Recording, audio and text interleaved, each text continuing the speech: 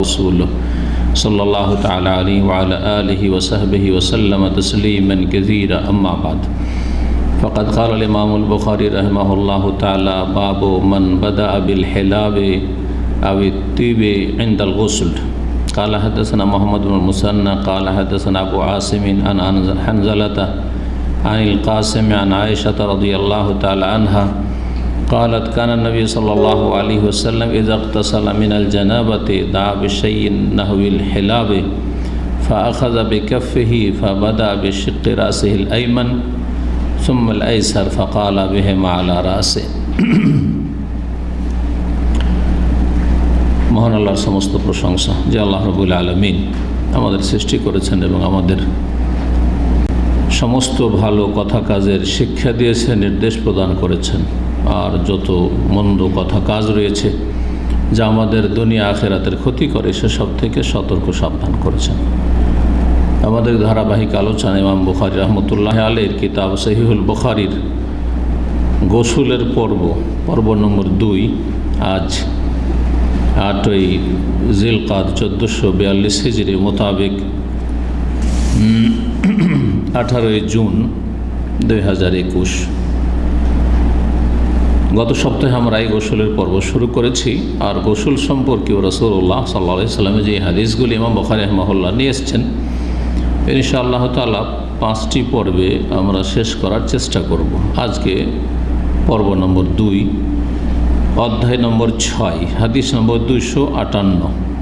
ইমাম বুখারী রাহিমাহুল্লাহ বলছেন এই অধ্যায়ে বাবু মান বাদা বিল হিলাব আও তিব ইনদাল গোসল। এই অধ্যায় হচ্ছে যে কোনো ব্যক্তি গোসলের সময় যদি হেলাব নামক পাত্র যা রাসূলুল্লাহ সাল্লাল্লাহু আলাইহি ওয়াসাল্লামের আমলে ব্যবহার হইত, হেলাব একটি পাত্রের নাম, এই পাত্র দিয়ে শুরু করে, অর্থাৎ পাত্রে পানি নেই, গোসলের পানি নিয়ে গোসল শুরু করে, আবিত্তি অথবা গোসল শুরু করে বা গোসলের সময় প্রথম আতর সুগন্ধি লাগায়। তো এটা কেমন, জায়েজ না জায়েজ? উত্তর হাদিসে জানবেন। যদি কোনো ব্যক্তি শুরু করে পানির পাত্র দিয়ে গোসল, অর্থাৎ সরাসরি বিনা কোনো তেল সুগন্ধিতে কোনো কিছু না মেখে গোসল করা শুরু করলো, এটা কেমন? আর একজন তেল অথবা সাবান, আজকাল বর্তমান যুগে, আর তখন ছিল আতর সুগন্ধি, আতর সুগন্ধির অভাব ছিল না, আতর সুগন্ধি গায়ে মেখে তারপরে গোসল করে যদি, তো সেটা কেমন? এই হেলাব এমন একটি পাত্রকে বলা হয় হেলাব, হালাবা ইয়াহলুবু মানে হচ্ছে দুধ দহন করা গবাদি পশুর। এই জন্য দুধকে আপনারা কি বলছেন সৌদি আরবে? হালিব। ওই যে হালিব, হালাম বা হালাবা মানে হচ্ছে দুধ দহন করা, আর হালিব মানে মাহলুব ইসম মফউলের অর্থে, অর্থাৎ যা দহন করা হয়েছে, আর দহন করা হয়েছে দুধ, ওলান থেকে। আর হেলাব মানে মা ইউহলাবু ফিহি, মানে এমন পাত্র যাতে দুধ দহন করে রাখা হয় বা দুধ দহন করা হয়। পাত্র ধরে থাকে, দেখেছেন দুধ দইতে? নিজেরা দুইয়েছেন? কেউ দুধ দোয়াননি? মানে দিয়েছেন শুধু, মানে কেউ এমন নেই যে দুধ দিয়েছেন। কে দুধ দিয়েছে দেখি হাত? মাশাআল্লাহ, চিন্তা আছে। তো এই হচ্ছে হেলাব। হেলাব এমন একটা বর্তন, পাত্র, সেটা ছোট হোক বড় হোক, তখনকার যুগে তখনকার মতো ছিল, সেটা সুপরিচিত ছিল। হেলাব বললে সাহাবীরা বুঝতেন যে দুধ দহন করার বর্তনটা কেমন হয়। এখন যার যেমন ইচ্ছে তাতে দুধ দহন করছে, কিন্তু তখন একটা বিশেষ পাত্র ছিল যেটাতে দুধ দহন করা হইতো, সবাই জানতো। এতে পানি নিয়ে গোসল করা, রাসূলুল্লাহ সাল্লাল্লাহু আলাইহি ওয়াসাল্লাম এমনটা করেছেন। পানি নিলেন একটা হেলাব পাত্রে, আর তারপরে গোসল করা শুরু করলেন। গোসল করার ক্ষেত্রে দুটো নিয়ম আছে। যেটা আমরা ছোটকাল থেকে শিখেছি মায়েদের কাছ থেকে। এটা আগে আমাদেরকে তেল মাখিয়ে দেওয়া হইতো আমাদের যুগে। এখন সব তো আপনারা অল্প বয়সের সব, কিন্তু কারো কি এরকম মনে আছে যে এক সময় আগে তেল মেখে নিত, সরিষার তেল, বিশেষ করে সরিষার তেল মেখে গায়ে মাথায় সরিষার তেল মেখে নিল জুত করে, আর তারপরে গোসল করলো? করতো না? করতো না? এ বড় রহস্য ছিল, কারণ তেল মাখা থাকলে পানিটা সরাসরি গায়ে শোষণ করবে না, যার ফলে ওতে সর্দি কাশি লাগার সম্ভাবনা কম। আর আমাদের দেশ হচ্ছে ঠান্ডার দেশ, জলীয় বাষ্প বেশি, অসুখ বিসুখ বেশি, তো যার ফলে আগে তেল মালিশ করে গোসল করতো। সাবানের ব্যবস্থা ছিল না সপ্তাহে। আর যাদের প্রথম আমাদের চোখের সামনে, আমরা মানে একটা যুগের মানুষ, বিশেষ করে আমি নিজেকে বলি যে আমরা পুরাতন যুগও পেয়েছি, নতুন যুগও পেয়েছি। পুরাতন যুগ যখন মানুষ সাবান ব্যবহারই জানতো না, বরং আমরা দেখেছি মাটি দিয়ে মাথা সাফ করতে, চুল সাফ করতে, পুকুরের মাটি দিয়ে। আর ওর চাইতে একটু উন্নত মহিলারা সাদা মাটি কিন্তু গ্রামে বিক্রি হইতে আসতো, সাদা মাটি, ওই সাদা মাটি দিয়ে মাথার চুল পরিষ্কার করতো। তারপরে সাবানের যুগ আসলো, যেই যুগে এমনটা ছিল যে সাবানের ব্যবহারটা সাধারণত ছিলই না, আর থাকলে সপ্তাহে একদিন, কেউ জুমার দিন সাবান ব্যবহার করতো, এমন না যে ডেলি ডেলি সাবান গায়ে। তখন তেল মেখে গোসল করতো লোকেরা। রাসূলুল্লাহ সাল্লাল্লাহু আলাইহি ওয়াসাল্লাম আমলে ছিল এটা। তেল থাক, অথবা তেলের উত্তম বিকল্প হচ্ছে যে তেলেরও কাজ হলো আর সুগন্ধিও হলো। আতর সুগন্ধি গায়ে মেখে তেলের মতো করে মাথায়, চেহারায়, শরীরে মেখে, আর যে জায়গাগুলিতে গন্ধ ছড়া, যেন বগলে গন্ধ বেশি হয়, যে জায়গাগুলো ঢাকা, ঘামে বেশি, সেই জায়গাগুলিতে গন্ধ বেশি হয় শরীরের, ওই জায়গাগুলোতে লাগিয়ে আর তারপরে গোসল করা। এটা হচ্ছে বাদাবিত্তিব, সুগন্ধি দিয়ে শুরু করা। কেউ যদি আগে তেল মাখে পরে গোসল করে, এটা কেমন? আবার কেউ যদি আগে তেল না মাখে, আগে পানি দিয়ে গোসল করে নেয়, তারপরে তেল মাখে, আতর সুগন্ধি মাখে, ওইটা কেমন? এটা হচ্ছে এই অধ্যায়ের উদ্দেশ্য। দুটোই জায়েজ আছে, আর যেটা পছন্দ। আপনি আগে তেল মেখে নেন, আতর সুগন্ধি মেখে নেন গায়ে, তারপরে গোসল করেন, অথবা আগে আপনি গোসল করে নেন, গোসল টোসল করার পরে তারপরে তখন আপনি আতর সুগন্ধি লাগান অথবা তেল মাখেন। যেমন আমাদের চোখের সামনে এমন একটা যুগ আসলো যে সরিষার তেল বাদ এখন মাখা, এখন নারিকেল তেল মাখা শুরু হলো। একটু ভদ্রলোক যখন হলো, স্কুল কলেজে পড়া শুরু করলো, নারিকেল তেল মাখা শুরু হলো। নারিকেল তেলের পরে সেন্টেড তেল, যে বিভিন্ন ইন্ডিয়াতে হয়, বাংলাদেশেও হয়, কিন্তু ইন্ডিয়াতে সবচাইতে বেশি। এটা প্রথম দিকে দেখেছি যখন ইন্ডিয়া থেকে বাংলাদেশ যেত, এই তেলগুলো সেন্টেড বিভিন্ন তেল, আমলা তেল, আরও কত রকমের তেল, এই তেল ব্যবহার করা শুরু করলো, এই তেল ব্যবহার করা শুরু করলো। তো 1400 বছর আগে আতর সুগন্ধি মাখতো গোসলের আগে বা পরে, আর এখন এক শ্রেণীর মহিলারা, পুরুষরা কি করে? সেন্টেড তেল ব্যবহার করে। সেটা গোসলের আগে কেউ করলে কেমন, গোসলের পরে কেউ করলে কেমন, দুটোই জায়েজ, যার যেটা পছন্দ করবে। এইটা হচ্ছে এই অধ্যায়ের উদ্দেশ্য।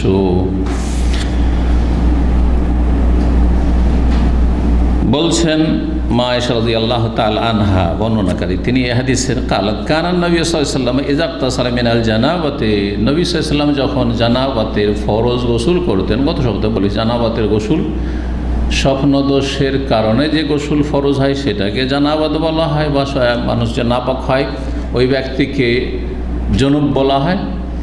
ওয়ালা জুনুবান ইল্লা আবিরি সাবিল। আর যদি স্বামী স্ত্রী সহবাস হয়, বীর্যপাত হোক আর না হোক, সেটাও জানাবাত। এই দুই রকমের গোসলকে জানাবাতের গোসল বলা হয়। এই দুটো ফরজ গোসল। আর একটি ফরজ গোসল হচ্ছে মাসিক ঋতু থেকে পাক হইলে মহিলারা, আর একটি ফরজ গোসল হচ্ছে নেফাস, প্রসূতির পরে, বাচ্চা ভূমিষ্ঠ হওয়ার পরে যে ব্লিডিং হয়, তার থেকে পাক হইলে যে ফরজ গোসল, এটা একটি ফরজ গোসল। এগুলো হচ্ছে ফরজ গোসল।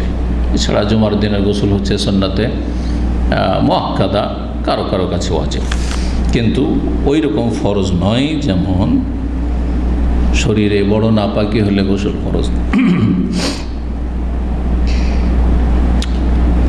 নবী সাল্লাল্লাহু আলাইহি ওয়াসাল্লাম যখন এই ফরজ গোসল করতেন, কি করতেন? দা বেশাইয়ুন নাহউল হেলাব, হেলাব নামক পাত্রের মতো কোন একটা পাত্রে পানি নিয়ে ডাকতেন যে পানি নিয়ে আসো, পানি চাইতেন বাড়ির লোকদের কাছে। ফাআখাযা বিকাফিহি, নিজের হাতের তলায় পানি নিতেন। ফাবাদা বিশিক্কি রাসিল আইমান, তারপরে তার মাথার ডান দিক থেকে শুরু করতেন। অল্প পানিতে গোসল, সুতরাং হাতের আপনার এতে তলায় হাতে পানি নিয়ে ডান দিকে প্রথমে একটু পানি দিতেন। সুম্মা লাইসার, তারপরে বাম দিক। তাহলে যে কোনো ভালো কাজের ক্ষেত্রে ডান দিক থেকে শুরু করা হচ্ছে মুস্তাহাব, সুন্নাত। তার প্রমাণ গোসল হচ্ছে তাহারা, পবিত্রতা, পরিষ্কার পরিচ্ছন্নতা, সুতরাং ডান দিক থেকে প্রথম শুরু করতেন। কিন্তু কেউ যদি এসব খেয়াল না করে, ঢেলে দিল পানি, ডুব দিয়ে দিল, গত সপ্তাহ বলেছি, তার গোসল হয়ে গেল। সুন্নতি গোসল হলো না, কিন্তু গোসল হয়ে গেল। গোটা শরীরে পানি পৌঁছে গেলেই গোসল ফরজ আদায় হয়ে যাবে। তবে সুন্নতি তরিকার গোসল, যে সম্পর্কে গত সপ্তাহে আলোচনা হয়েছে, আবার হাদিসগুলো আসবে বিভিন্নভাবে। ফাকালা বেহেমা আলা রাসেহি, ফাকালা বেহেমা, কালার সেলা, কালার পরে হারফেজার যদি বা আসে তো কালা একুল মানে বলা হয় না, তখন আর কালা একুল মানে কি বলা হয় সাধারণত কুল, তাই না, মানে বলো। কালা মানে বলা, কিন্তু কালা বেহি কোনো কিছুর দ্বারা বলল, তার মানে ইশারা করলো। হাতের দ্বারা বললো, তার মানে মুখে বলেনি, ইঙ্গিত করেছে। তো এখানে কালা বেহি মানে কি করলো, ফালা বেহি। কালা মানে ইঙ্গিত করা, কারা মানে করা, কর্ম বোঝায়, এখানে কথা বোঝায় না। ফাকালা বেহেমা আলা রাসেহি, সুতরাং তারপরে কি করলেন, দুই হাত দিয়ে পানি, ফাফালা বেহেমা কালা মানে আলা রাসেহি, দুই হাত দিয়ে অঞ্জলি ভরে পানি নিয়ে মাথায় দিলেন। তার প্রথম ডান দিক থেকে শুরু করলেন, তারপরে বাম দিকে, আর তারপরে তখন দুই হাতের অঞ্জলিতে পানি নিয়ে মাথায় দিয়ে দিলেন। এইভাবে গোটা শরীরে ধীরে ধীরে পানি পৌঁছে গেল, আর গোটা শরীরে ঘষা দিলেন। ঘষা দিয়ে গোসল করা, তাহলে অল্প পানিতে গোসল হতে পারে, কিন্তু ঢালতেই যদি থাকেন তাহলে 10 লিটারও ঢালা অনেক সময় হয়ে যাবে, গোটা শরীরে হয়তো পানি পৌঁছেনি।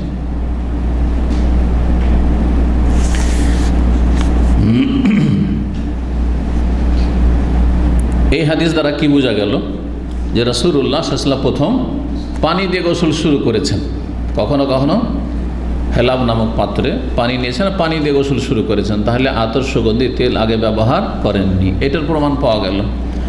অধ্যায়ে দুটো দিক আছে। আর আরেকটা তরিকা হচ্ছে যে আগে আতর সুগন্ধি ব্যবহার করা বা তেল ব্যবহার করা, আর তারপরে গোসল। এর দলিল সামনে হাদিসগুলি আসছে। রাসূলুল্লাহ সাল্লাল্লাহু আলাইহি ওয়াসাল্লাম আমল, যে তিনি এহরাম বাঁধার পূর্বে গোসল করেছেন। এই গোসলের আগে তিনি কি করেছেন, আতর সুগন্ধি লাগিয়েছেন, আতর সুগন্ধি লাগিয়েছেন। সুগন্ধি লাগানোর পরে গোসল করেছেন, আর গোসল করার পরে শরীরে সুগন্ধি ছড়াতে থেকেছে, ওই অবস্থায় তিনি এহরাম বেঁধেছেন। এহরামের কাপড়ে সুগন্ধি লাগানো যাবে না। গোসলের পরেও কেউ যদি গায়ে আতর লাগায় তো সেটি সুন্নাত, কোনো অসুবিধা নেই, কিন্তু কাপড়ে লাগানো চলবে না এহরামের। এটা অনেকে জানেন না, যার ফলে কাউকে যদি দেখে যে মিকাতে গোসল করে, অনেকে মিকাতেই গোসল করে, যেটা ভালো অবশ্য, লং জার্নি করে গেলে, যেমন বাসে যাচ্ছেন, তা ঠিক আছে, কিন্তু এমন নয় যে আপনি 10 মিনিট আগে গোসল করেছেন, আধা ঘন্টা 1 ঘন্টা আগে গোসল করেছেন, আর ফ্লাইটে যাচ্ছেন, আর তারপরে এহরাম বাঁধার আগে গোসল করতে, তাহলে ফ্লাইটে কোথায় গোসল করবে, জরুরি নয়। অথবা তায়েফের লোক বাসা থেকে গোসল করে বেরিয়েছে, অনেকে অজ্ঞতার কারণে বাসা থেকে গোসল করে না, আরে মিকাতে গোসল করবে না। মিকাতে গোসল করা সুন্নাত নাই, এহরাম বাঁধার আগে গোসল করা সুন্নাত, কথাটা বুঝতে হবে।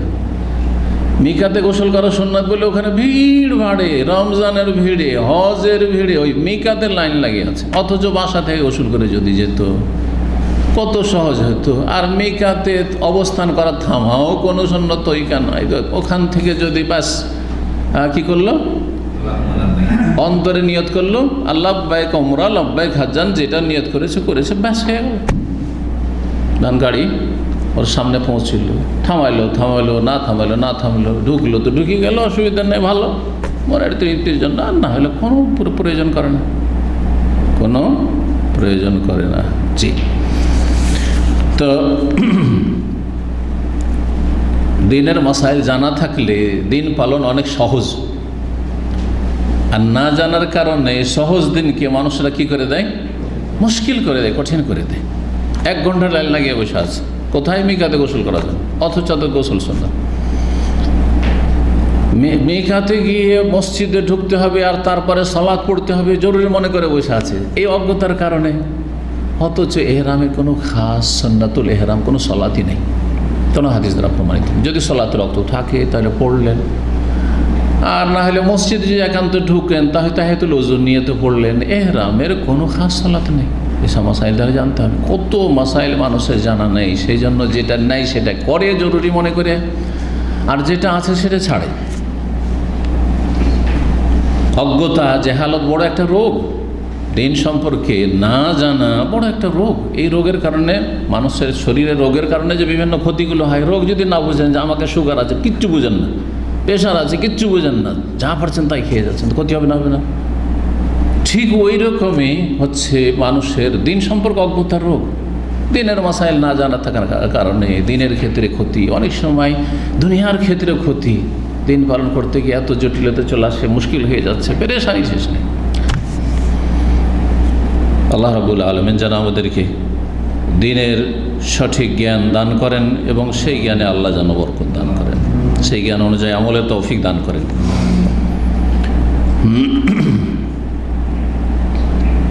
হেলাবের কথা বললাম, এখানে আরও বেশ কিছু কথা আছে, জেনে নাও ভালো। তারা অনেকে আছে যারা একটু ডিপলি বুখারী পড়বে, তো কথাটা অসম্পূর্ণ থাকবে তাদের ফায়দার জন্য, তাহলে বিভিন্ন কিতাব আর পড়ার প্রয়োজন। আমার এই আলোচনা যথেষ্ট। হেলাব যে পাত্রে দুধ দহন করা হতো, এই ধরনের একটা পাত্র, এইটা ব্যাখ্যা করলাম, তাই না? আবার কেউ কেউ ব্যাখ্যা করেছেন যে হেলাব হচ্ছে সে আতরের পাত্র, যাতে আতর রাখা হইত। সে পানির পাত্র না, কিসের পাত্র? আতরের পাত্র। তাহলে হাদিসের ব্যাখ্যা কি হবে? যে কেউ যদি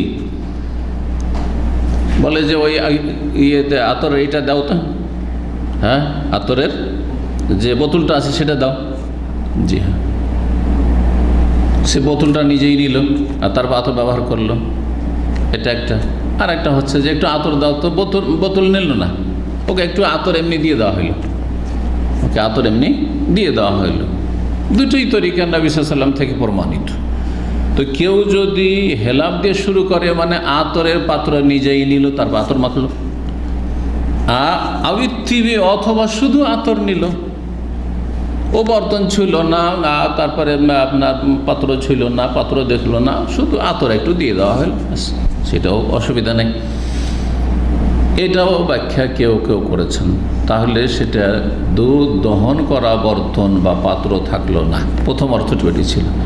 তৃতীয় আরেকটি ব্যাখ্যা আছে যে শব্দটা আসলে হেলাব না, শব্দটা আছে জুলাব, জিম দিয়ে। এত পার্থক্য হয় জিম আর হার?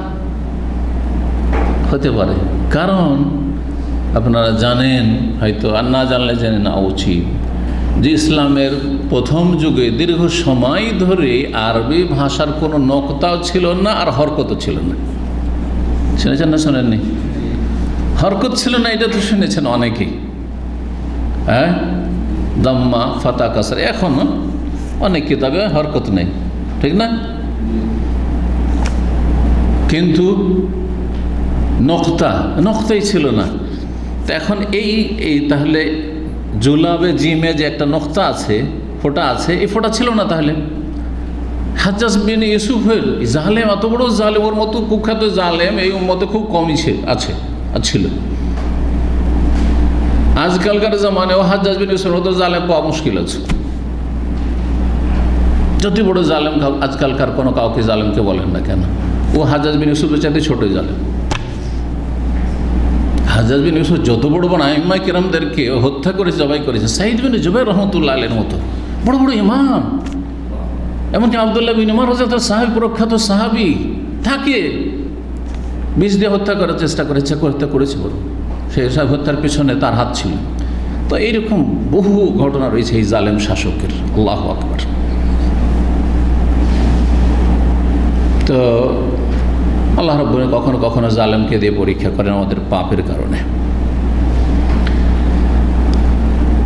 এই হাজ্জাজ বিন ইউসুফের কিছু ভালো কাজও ছিল। ভারতে প্রথম সেনাবাহিনী মোহাম্মদ বিন কাসিমকে পাঠানো হয়েছিল। হাজ্জাজ বিন ইউসুফ নিজের জামাইকে পাঠিয়েছিল। মোহাম্মদ বিন কাসিম হাজ্জাজ বিন ইউসুফের জামাই।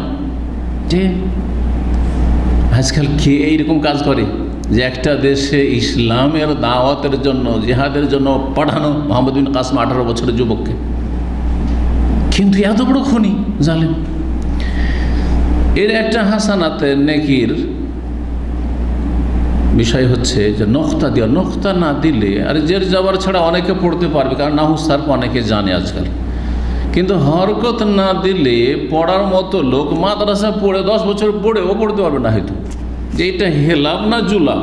তাহলে আরবি সম্পর্কে গভীর জ্ঞান থাকতে হবে, জুলাব মানে কি হয় আর হেলাব মানে কি হয়, তখন পড়তে হবে এইখানে কোনটা উপযুক্ত। হেলাব দিয়ে অর্থটা ঠিক হবে না, জুলাব দিয়ে ঠিক হবে, এখানে দুটো দিয়ে ঠিক।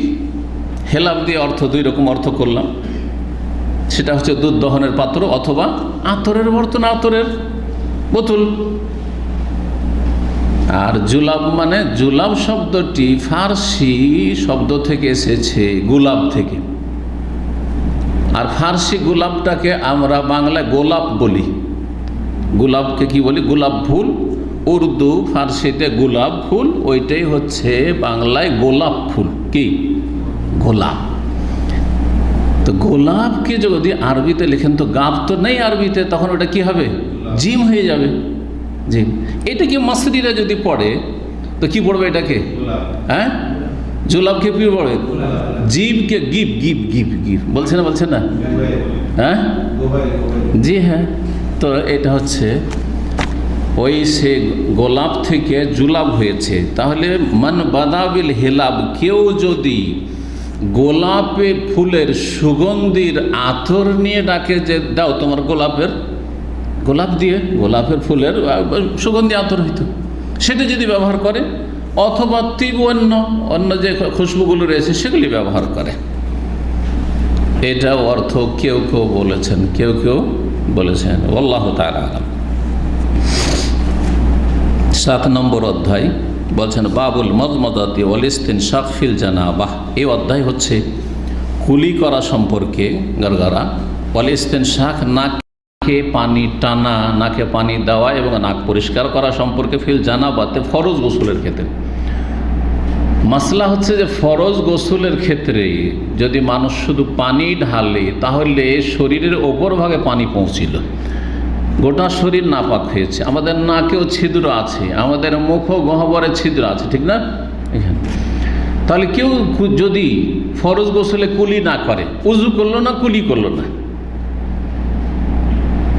কুলি করলো না, অথবা উজুর সাথে কুলি করলো কিন্তু গোসলের সময় কুলি করলো না, আলাদা আলাদা দুটো করতে পারে। যে উজু পরে করলো, উজুর সময় যখন উজুর প্রয়োজন, আর গোসলের সময় উজু করলো না, কেউ করতে পারতো।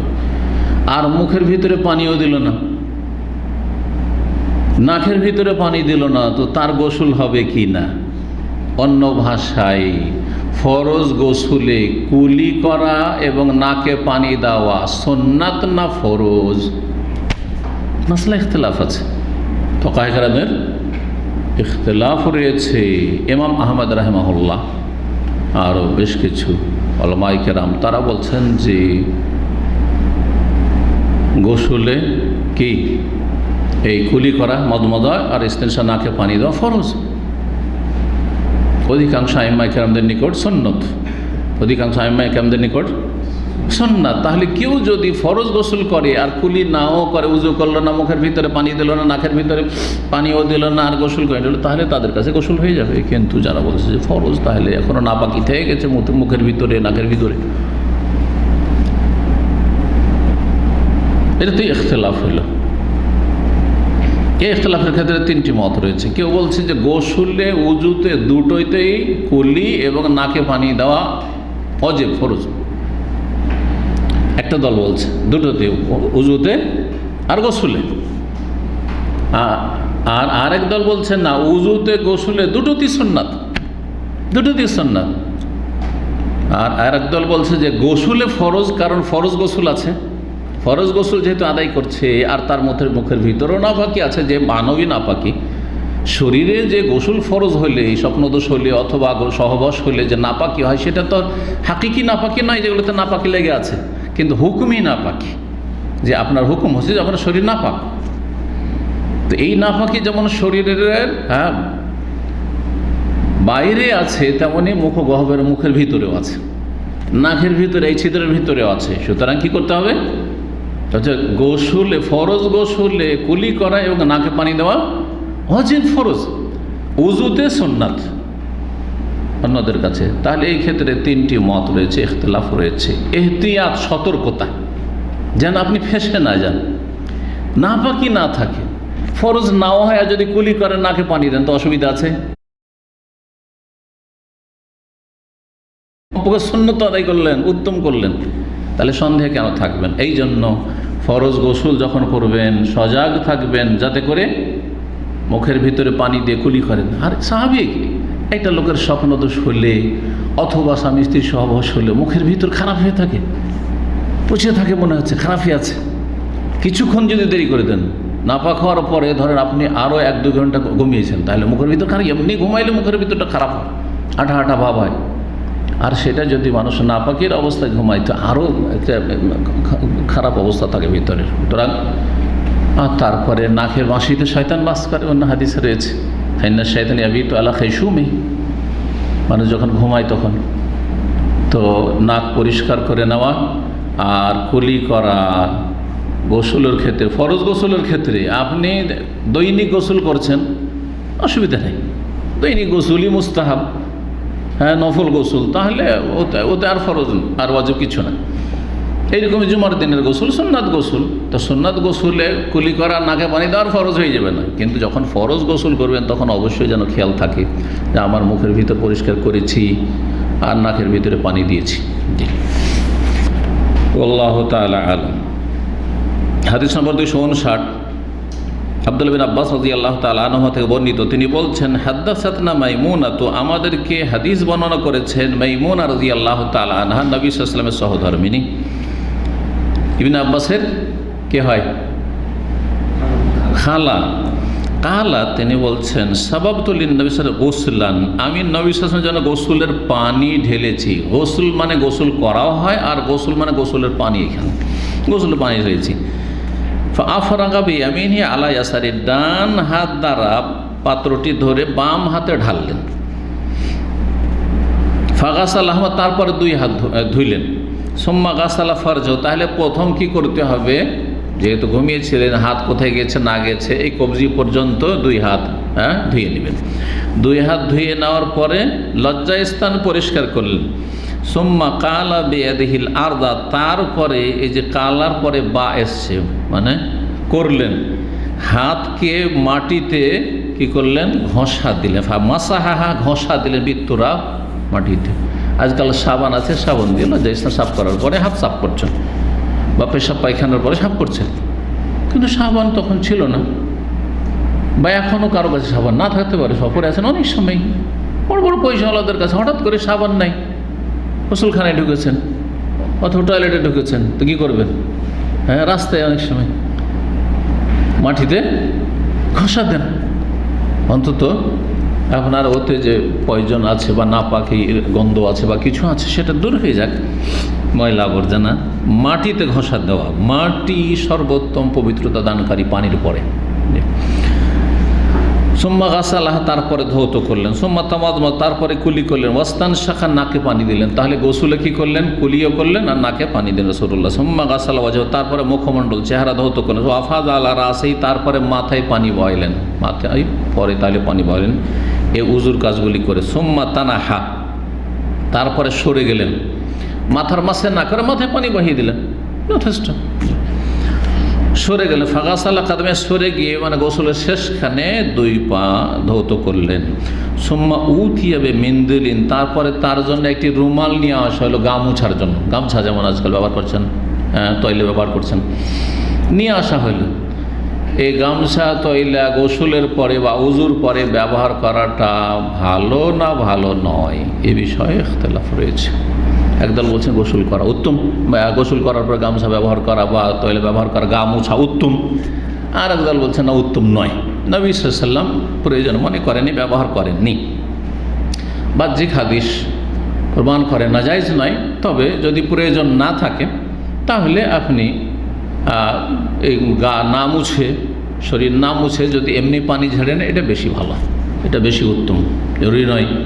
কেউ বলছে মাকরুহ, মানে শরীর মুছা মাকরুহ, না না না, মাকরুহ না। জি হ্যাঁ। আর এইখানে নিজের যুক্তি পেশ করা যে মানুষ যখন উজু করে তখন গুনাহগুলি ঝরে পড়ে, আর ঝরে পড়ছে, পড়তে দেন, আপনি কেন মুছবেন? এসব যুক্তি হচ্ছে এক শ্রেণীর ওই সব ফাকিহদের, যাদের যুক্তিতে মুক্তি খুঁজে কিন্তু দলিল কম তাদের কাছে। নবী সাল্লাল্লাহু আলাইহি ওয়াসাল্লাম ব্যবহার করেনি, প্রয়োজন মনে করেনি। মানুষ সবাই একরকম নয়। এখানে এসি চললে তারপরও কাউকে গরম লাগে, আবার কারণ এখন এত গরমে এসি চলে না, তার এসি চালায় না, থাকতে পারবে না এসিতে, বুঝা গেছে? দুইজন বন্ধু, দুইজন ইসলামী সেন্টার আসা ছাত্র, এরকম অনেক ঘটনা ঘটেছে। একই রুমে থাকে, খুব খাতির মাশাআল্লাহ। একজন এসি ছাড়া ঘুমাইতে পারে না, ওকে এত গরম লাগে। আর একজন এসি বরদাস্তই করতে পারে না। যখন বেশ কিছু রাত হয়েছে আর ঘুমিয়ে গেছে, তখন যে এসি বরদাস্ত করতে পারে না, ও দিয়েছে বন্ধ করে। সত্য ঘটনা বলছি। আল্লাহ হেদায়েত করে এই চরমপন্থীদেরকে। ব্যবহার চরিত্রের অত্যন্ত গুরুত্বপূর্ণ, শুধু এলিম শিখলে হবে না। তো বন্ধ করে দিয়েছে। বন্ধ করে কিছুক্ষণ হয়েছে, গরম লাগে উঠেছে, তখন লাফিয়ে উঠে গেছে, গাল দিয়ে একবারে, ওই গালের ভাষাটা আমি নিয়ে আসবো না, গাল দিয়ে। কে বন্ধ করেছে এসি? তারা বলছে আমাকে খুব ঠান্ডা লাগছিল, বন্ধ করেছি। এবার তুই এসিতে হাত দিয়ে দেখ, তোর হাত ভেঙে দেবো।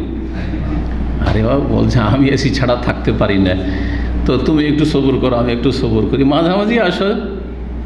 আর না হলে থাকছো কেন এইরকম একসাথে? তুমি আলাদা রুমে থাকো। সবসময় যার এসি লাগবে সে আলাদা রুমে থাকে, সবসময় যার এসি চলবে না সে আলাদা রুমে থাকে, ঝামেলায় শেষ।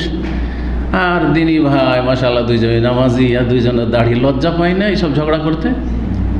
এটা চরিত্র হলো যে এসিতে হাত দিলে হাত ভেঙে দেবো একবারে। আউযু বিল্লাহি মিনাশ শাইতানির রাজিম। কি শিখলেন তাহলে? না, এই আখলাক মুসলিমের আখলাক নয়। কাফের লজ্জা পাবে, যারা সভ্য কাফের এইরকম চরিত্র তো লজ্জা পাবে। ইসলাম উত্তম চরিত্র শিখিয়েছে। পোষায় থাকেন ওই রুমমেটের সাথে, না পোষায় কেটে পড়েন। জি, সালামুন আলাইকুম, সালাম, আসসালাম, ভাই যাচ্ছি, আমার তোমার সাথে থাকা সম্ভব নয়, ভালো হবে, অথবা আমি অন্য জায়গায় একটু ভালো মনে করছি থাকা। এমন কষ্ট দিয়েও যাওয়ার দরকার নাই, ভাই তোমার সাথে আমার মতের মিল হয় না, বলারও দরকার নেই, কোনো প্রয়োজন করে না।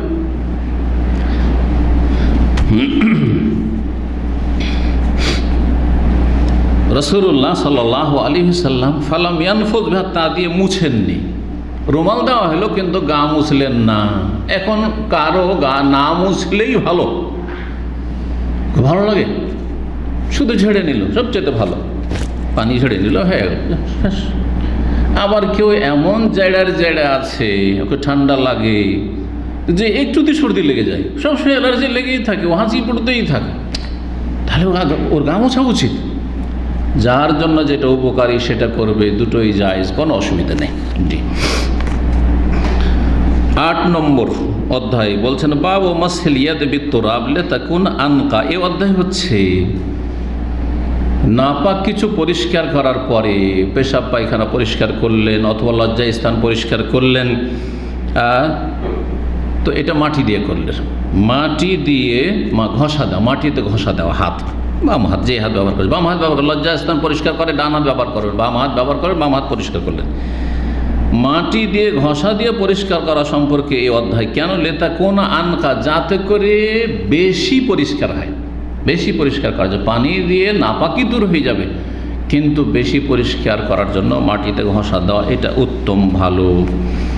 260 নম্বর হাদিস আব্দুল্লাহ বিন আব্বাস রাদিয়াল্লাহু তাআলা আনহু থেকে বর্ণিত, মাইমুনা রাদিয়াল্লাহু তাআলা তিনি বর্ণনা করেছেন, আন্না নবী সাল্লাল্লাহু আলাইহি ওয়াসাল্লাম ইগতাসালা মিনাল জানাবাহ, নবী সাল্লাল্লাহু আলাইহি ওয়াসাল্লাম ফরজ গোসল করলেন, ফাগাসালা ফারজাহু বিয়াদিহি, লজ্জা স্থান ধৌত করলেন নিজ হাতে, সুম্মা দালাকা বিহাল হায়েত, তারপরে সেটা দেয়ালে ঘষা দিলেন। দেয়াল ছিল মাটির তালে, মাটির দেয়ালে, আপনি মাটির সাহানে আপনি ঘষা দেন অথবা মাটির দেয়ালে ঘষা দেন। অসুবিধা নেই। ঘষা দিলেন, সুম্মা গাসালাহ, তারপরে ধৌত করলেন হাত, সুম্মা তাওয়াদ্দা ওযু আহুলিস-সালাত, তারপরে সলাতের মতো পুরো ওযু করলেন। ফালাম ফারাগা মিন গোসলিহি, একমাত্র পা ছাড়া, দুই রকম তরিকা গোসল আছে, পুরো গোসল একবারে পা পর্যন্ত, আর না হলে মাথা পর্যন্ত হয়ে গেল, আর তারপরে মাথার মাসে বা মাথায় পানি ঢালা পর্যন্ত, শেষখানে পা একটু সরে গিয়ে ধুইলেন যদি সেখানে পানি বা কাদা বা ময়লা আবর্জনা জমার আশঙ্কা থাকে। ফালাম্মা ফারাগা মিন গোসলি, যখন গোসল থেকে অবসর হলেন, মানে গোসল শেষ করলেন, সমাপ্ত করলেন, গাসালা রিজলাইহি, তখন শেষখানে দুই পা ধৌত করলেন। এখানে তাহলে রয়েছে দালাকা বিহাল হায়েত, অধ্যায়ের সাথে সম্পর্ক হচ্ছে হাতকে ঘষা দিলেন কিসে, দেওয়ালের মাটিতে ঘষা দিয়ে, আর তারপরে পরিষ্কার করলেন। আপনি সাবান দিয়ে পরিষ্কার করেন, যেটা দিয়ে পরিষ্কার করা পছন্দ করেন, আপনি পরিষ্কার হইলেই হইল বেশি। 9 নম্বর অধ্যায় বাবুন, এই অধ্যায় হচ্ছে হাল ইউদখিলুল জুনুবু ইয়াদাহু ফিল ইনাই ক্বাবলা ইয়াগসিলাহা ইযা লাম ইয়াকুন আলা ইয়াদিহি কাযারুন গায়রুল জানাবাতি। এই অধ্যায় হচ্ছে একজন জুনবি ব্যক্তি, অর্থাৎ এমন ব্যক্তি যার গোসল ফরজ হয়ে আছে, স্বপ্নদোষ হয়েছে, স্বামী স্ত্রী সহবাস হয়েছে, সে নিজের হাত পাত্রে ঢুকাতে পারে ধোয়ার আগে, হাতটা ধুলো না, সরাসরি বালতি ভরা পানি আছে, হাত ডুবাইলেন, এটা করা কি জায়েজ কি না? ইজালাম এখন আলাইয়াদিহি কাযারুন, যদি দেখে যে হাতে কোনো নাপাক কিছু তো দেখতে পাচ্ছেন, হ্যাঁ নাপাক কিছু যদি লেগে থাকে, সব লেগে আছে, পায়খানা লেগে আছে, তাহলে অবশ্যই ধুইতে হবে, তারপর ডুবাইতে হবে, না হলে বাকি পানিটা নাপাক হওয়ার আশঙ্কা রয়েছে, বা সেই পানিটাতে ক্ষতি হবে আপনার অথবা অন্যের ব্যবহার করলে। কারণ নাপাক মিশ্রিত পানি ব্যবহার করলে দিন দুনিয়া সব ক্ষেত্রে ক্ষতি হতে পারে। যদি তার হাতে কোনো নাপাকি ময়লা আবর্জনা না থাকে, গায়রুল জানাবা, এই জানাবাত ছাড়া, মানে গোসল ফরজ হওয়া, শরীরে গোসল ফরজ হয়ে আছে হুকমে নাপাকি, এছাড়া অন্য কিছু না থাকে, তাহলে হাত না ধুয়ে, হাত ধুয়ে পানিতে ডুবানো, এটা হচ্ছে উত্তম সুন্নাত এটা। কিন্তু এই সুন্নতের খেলাফ কেউ যদি কাজ করে, সরাসরি উঠলো আর গেল গোসল করতে, আর গিয়ে ফরজ গোসল আছে দিল, হাত ডুবিয়ে পানিতে, তো জায়েজ কিনা? জায়েজ, কিন্তু অনুত্তম।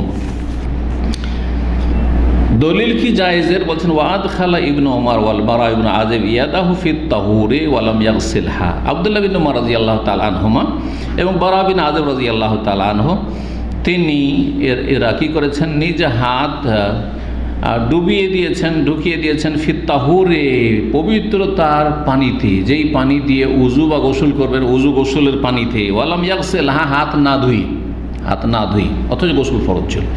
সুম্মা তাওয়াদ্দা, তারপরে উজু করেছেন, ওয়ালাম ইয়ারা ইবনে ওমর ইবনে আব্বাস বাসার বিমা ইয়ানতাজিহু মিন গোসলিল জানাবা। এইরকম আব্দুল্লাহ বিন ওমর এবং আব্দুল্লাহ বিন আব্বাস রাদিয়াল্লাহু তাআলা আনহুম, তারা কোনো আপত্তি মনে করতেন না, বিমা ইয়ানতাজিহু মিন গোসলিল জানাবা, জানাবাতের ফরজ গোসলের সময় যেসব পানি ছিটে, সেই সব পানি ছিটে পড়লে, গোসল করার সময় পানি ছিটে পড়ে না, দূর দূর পর্যন্ত পানি ছিটা পড়ে, এটা থেকে বাঁচতে কেউ পারবেন না। বালতি থেকে যদি গোসল করেন, তাহলে সে কেউ যদি ঝর্ণা থেকে গোসল করে সেটা আলাদা কথা, কিন্তু বালতি থেকে গোসল করছেন, যেখান থেকে নিচ্ছেন আর ঢালছেন, ওতে তো পানি ঝরে পড়ছে, হ্যাঁ গায়ের, অথবা ছিটে পড়ছে, গায়ে লাগছে তারপরে ছিটে পড়ছে, তাতে কোনো দোষের কথা নয়। এর দলিল আব্দুল্লাহ বিন ওমর রাদিয়াল্লাহু তাআলা আনহুমার ফতুয়া এবং আব্দুল্লাহ বিন আব্বাস রাদিয়াল্লাহু তাআলা আনহুমার ফতুয়া। সাহাবায়ে কেরামদের ফতুয়ার বড় গুরুত্ব রয়েছে, এটাকে হালকা নজরে দেন না, কারণ তারা দিনের বিষয়গুলি নবী সাল্লাল্লাহু আলাইহি ওয়াসাল্লাম থেকে না জেনে করতে পারেন না, সরাসরি, মাঝখানে কেউ কিন্তু ভায়া নেই, সরাসরি কার কাছ থেকে দিন শিখছেন? রাসূলুল্লাহ সাল্লাল্লাহু আলাইহি ওয়াসাল্লামের কাছ থেকে। সুতরাং তারা বিনা দলিলে, বিনা বৈধতায় এমন কোনো কাজ তারা করেননি, করবেন না, এটা হতেই পারে না। জি, এখান থেকে বোঝা গেল যে মায়ে মুস্তামাল নাপাক নয়, যে হানফি মযহাব বলছে। হানফি মযহাব কি বলছে? যে ব্যবহৃত পানি নাপাক হয়ে যায়, কারণ গুনাহ ঝইরা পড়ে, আর গুনাহ ঝইরা পড়া বিষয়টি আভ্যন্তরীণ বিষয়, এটাই নয় যে গুনাহ পেশাব পায়খানার মতো গায়ে লেগে আছে আর ঝরে পড়ছে সেজন্য নাপাক, না না, গুনাহ আনসিন জিনিস, দেখার জিনিস নয়, আভ্যন্তরীণ বিষয়। আর এইরকমই অসাধারণ কেরামতির নামে শিরকি কথা বলে থাকে তারা। যে ইমাম আবু হানিফা রাহিমাহুল্লাহ যারা উজু করত আর উজুর অঙ্গ দিয়ে গোনা ঝরে পড়ছে সব দেখতে পেতেন, এমনকি কোন গোনা ঝরে পড়ছে তাও নাকি দেখতে পেতেন। আরে শয়তানের একটা সীমা থাকা উচিত। জি, নবী সাল্লাল্লাহু আলাইহি ওয়াসাল্লাম সম্পর্কে তো কোনো হাদিস নাই যে নবী সাল্লাল্লাহু আলাইহি ওয়াসাল্লাম সাহাবায়ে কেরামদের মধ্যে কারো ভুল ভ্রান্তি হইতো না, গুনাহ হইতো না?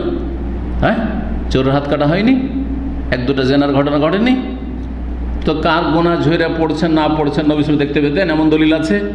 স্বয়ং নবী যখন কারো গোনা দেখতে পেতেন না, কারণ আসল দলিল নেই, দলিল দিতে হবে। যদি বলে যে নবী দেখতে পেতেন তাহলে দলিল দাও, একটা দলিল ব্যাস লাগবে, একটা সহিহ হাদিস লাগবে, আয়াত, একটি আয়াত না একটি হাদিস, এই হচ্ছে দলিল। অতি ভক্তি দলিল নয়, অতি ভক্তি হচ্ছে গুমরাহি, ভক্তি দিয়েই শিরক শুরু হয়েছে। যতটা ভক্তি ইসলামে জায়েজ, যতটা ভক্তি আদব, ততটা ভক্তি করবেন। বেশি ভক্তি করলে সেটার আদব থাকে না, তখন শিরক বিদআতে পরিণত হয়ে যায়। আর যতটা আদব খেয়াল রাখা উচিত ততটা না করলে সেটা বেয়াদবি হয়, চরিত্রহীনতা হয়, যেটা এক শ্রেণীর সহিহ আকীদার দাবিদারদের বদ চরিত্রের বহিঃপ্রকাশ। এরা দলিলের নামে আর আমরা তাকলিদ করিনের নামে অনেকে বেয়াদবি করে থাকে। তো বেয়াদবি বর্জনীয়। যার যতটা আদব আছে অবশ্যই খেয়াল রাখতে, যার যতটা শ্রদ্ধা ইহতেরাম আছে অবশ্যই খেয়াল রাখতে। আপনি দলিলের নামে, আর আমি কারো অন্ধবিশ্বাসী নয়, কারো অন্ধ তকলিদ করিনার নামে এমন বেয়াদবি কথাবার্তা, তারপরে শুধু বেয়াদবি কথাটা গীবত আর চুগলখড়ি আর কত কি চরিত্রহীনতা, না মোটেই না। জবানকে কন্ট্রোল করুন, জবানের প্রত্যেকটি কথার হিসাব হবে, এত সহজ নয়। আপনার লাভটা কি কারো সম্পর্কে কোনো মন্তব্য করে? আমার লাভই কি আপনার সম্পর্কে বলে? আর আপনার কথা আমাকে বলে আপনি অন্তর খারাপ করার প্রয়োজনীয়টা কি? যার মধ্যে যেটা আছে ও আল্লাহ ওর সাথে বুঝে নেবে, প্রত্যেকের সাথে আল্লাহ বোঝাপড়া করবে। জি, সুতরাং নিজের আখলাক চরিত্র যেন ঠিক থাকে, না এদিকে গুমরাহি না ওইদিকে গুমরাহি। যতটা ভক্তি ইসলামে আছে ততটা অবশ্যই থাকতে হবে, যতটা আদব এহতেরাম সম্মান আছে অবশ্যই থাকতে হবে। ওলামাদের সম্মান যেই জাতি করে না সেই জাতি কোনো দিন শিখতে পারবে না, সেই জাতি দিনের ক্ষেত্রে বিভ্রান্তির শিকার হবে। আজকে সই আকিদা ছিল, কালকে দেখা যাবে জঙ্গি হয়ে গেছে, ও সই আকিদা আর নাই, অহরহ দেখছেন। এই জন্য বড় বড় সোশ্যাল মিডিয়ায় ফেসবুকে অন্যায়ভাবে বাড়াবাড়ি করে মন্তব্য করতে গিয়ে, বেশি পণ্ডিতি করতে গিয়ে চরমপন্থা অবলম্বন করছে। কারো শ্রদ্ধা নেই, ওলামাদের পাশে দাঁড়ায় না, ওলামাদের সাথে থাকতে হবে সবসময়। আল ইলতিফাফ হাওলাল ওলামা, সবসময় আলেমদের সাথে, যারা সত্যিকার আলেম তাদের সাথে থাকতে হবে, কোরআন সুন্নাহর আলেম যারা। এই নয় যে আলেমের নামে সোশ্যাল মিডিয়াতে যে যত বেশি ফেমাস হয়েছে তাকে আলেম বানিয়ে দিয়েছেন, এটা এক মূর্খামি। এই গুমরাহিতে কিন্তু বাঙালি জাতি বড় লিপ্ত রয়েছে বর্তমান যুগে, বড় একটি ফিতনা, যে কার কত ফলোয়ার রয়েছে আর কে কাকে কত লাইক করে যুবকরা, কে কাকে না কত পছন্দনীয় মানুষের কাছে সেলিব্রিটি, সেই বড় আল্লামা হয়ে যায়। তার মতো আলেম আর নেই। অথচ সে কোথায় পড়েছে, তার শিক্ষাগত যোগ্যতা কি, তার এলেম কতটুকু, কিছু দেখার নাই। এসব কথাগুলি যেন ভালোভাবে খেয়াল থাকে, না আমরা বেয়াদবি করব, কারণ সালাফি মানহাজ হচ্ছে আদবের মানহাজ, আর না আমরা আদব করতে গিয়ে আর ইহতেরাম করতে গিয়ে গলু অতিরঞ্জন বাড়াবাড়ি করে শিরক বিদআতে লিপ্ত হব আর গুমরাহের শিকার হব। জবানের সবসময় কন্ট্রোল রাখবো, কথা বলবো ওজন করি। আল্লাহ যেন আমাদেরকে তৌফিক দান করেন এবং আমাদের দিনী ভাই বোনদের সবাইকে আল্লাহ সংযত থাকার তৌফিক দান করেন। কি বলছিলাম, যে হাদিস চলছিল, হাদিসের দিকে ফিরে আসি। হাদিস নম্বর 261। তার আগে বলছিলাম যে আব্দুল্লাহ বিন ওমর এবং আব্দুল্লাহ বিন আব্বাস রাদিয়াল্লাহু তাআলা আনহুম, তারা জানাবাতের ফরজ গোসলের সময় যেসব পানি ছিটা পড়ে তাতে কোনো আপত্তি মনে করতেন না, অর্থাৎ ব্যবহৃত পানি নাপাক নয়। তাহলে বোঝা গেল যে হানাফি মযহাবের ফিকার যে ফতোয়া মায়ে মুস্তামাল নাজাস, ব্যবহার করা পানি, উজুর পানি, গোসলের পানি যে ছিটা পড়ছে নাপাক, সুতরাং এই নাপাক পানি যদি আপনার পানিতে পড়ে, উজুর পানিতে গোসলের পানি পড়ে তো নাপাক। সুতরাং দুইজন একটা বালতি থেকে যদি উজু করেন তো আপনারও ছিটে পড়ছে, আপনারটা ও ব্যবহার করছে, ছিটে যেটি পড়ছে আর আপনি তারটা ব্যবহার করছেন, তাহলে নাপাক পানি দিয়ে উজু করছেন, গোসল করছেন। তাহলে স্বামী স্ত্রী একসাথে নবী সাল্লাল্লাহু আলাইহি ওয়াসাল্লাম গোসল করেন নাই? হাদিস মাইমুনা রাদিয়াল্লাহু তাআলার সাথে আসছে এবং এর আগে গেছে, গোসল করেছেন একই বালতির থেকে। তাহলে যখন একসাথে স্বামী স্ত্রী গোসল করবেন তো ওতে পানি পড়ে না? স্ত্রীর পানি ঝরে পড়ছে, ওর কিছু অংশ আবার ব্যবহার করছে স্বামী, স্বামীর পানি ঝরে পড়ছে, স্ত্রী ব্যবহার করছে, ব্যবহৃত পানি নয়। তাহলে ব্যবহৃত পানি নাপাক নয়। জি, ভুল ফতোয়া এটি যারা বলেছে যে মায়ে মোস্তামাল ব্যবহৃত পানি নাপাক।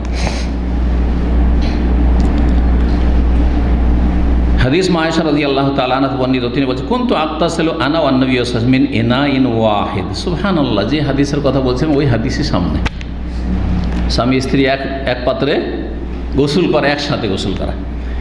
আমি এবং নবী সাল্লাল্লাহু আলাইহি ওয়াসাল্লাম গোসল করতাম মিন ইনাইন ওয়াহিদের, একই পাত্র থেকে, একটাই পাত্র, একটাই বালতি বা একটাই গামলা, জি পট, আর তার থেকে দুইজনই পানি নিচ্ছেন। তাখতালিফু আইদিনা ফিহি, আমাদের একজনের হাত আর একজনের হাতের সাথে লেগে যেত।